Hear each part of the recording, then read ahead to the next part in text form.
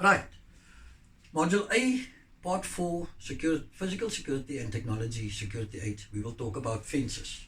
Now, you have a fence at your house. Ask yourself, why do I have a fence around my house?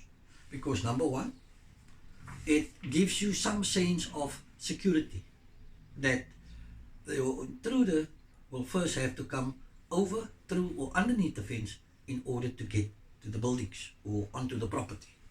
Right. Now, there are some advantages and disadvantages of having a fence, so let's explore those. Fences are a physical and psychological deterrent, which means that if I'm the intruder and I look at your fence and you've got electric fencing, you've got security beams, you've got enough lights on the fence, you've got CCTV camera on the fence, and your neighbor has got a normal diamond mesh rubber coated fence, where do you think I am going to try my luck? Am I going to try my luck at the fence that is electrified, it's got enough light, your night light looks like daylight, they've got security beams, there's CCTV cameras? Do you think I'm really going to try and break into that facility? Or am I going to the facility next door who only has got a normal diamond mesh plastic coated fencing? Right? The fulfillment of the need of personnel. You automatically feel safer if the site has got proper fencing, so you automatically feel safer. Fences show definite boundaries of the installation. It's the same thing like your home, where you have a fence around your house. Your neighbor cannot claim your land as his because there's a fence, whether it's a brick wall, whether it's a electric fencing, like I said, whether it's fiberglass, whatever fencing you have at home, the same on site. That means it shows where the site boundaries starts and where it ends.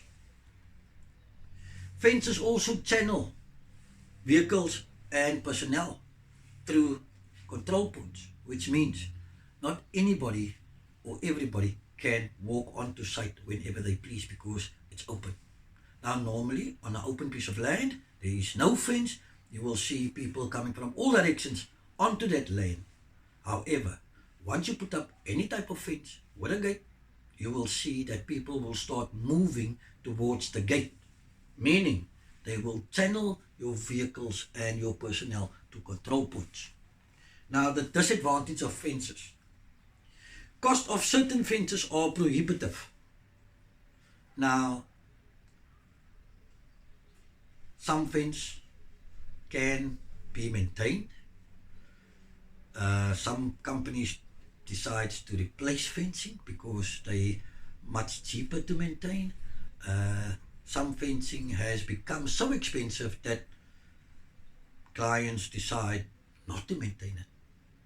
Other fences has got such a high rating in their quality that you have to maintain it every 5 to 10 years. A fence on its own cannot prevent unauthorized entry. There must be a combination of something with that fence. Meaning, look at your house. Look at your fence. If you've got a low fence, anybody can jump over it. It doesn't mean anything. You've got an outside light, which is not sufficient. Then you compare your house fencing to a site fencing. Now, on site, you're going to need, in order to protect that fence, you're going to need a combination of your security officers who conduct patrols. You're going to have CCTV cameras which watch the fencing so that you can spot people trying to climb over the fence, through the fence, or under the fence. You're going to have enough security lights on that fence to make those people wanting to enter the premises unauthorized visibly. Right? And then also it makes your observation much more clearer. Where possible, there must be a clear area around the outside of the fence to improve observation, which means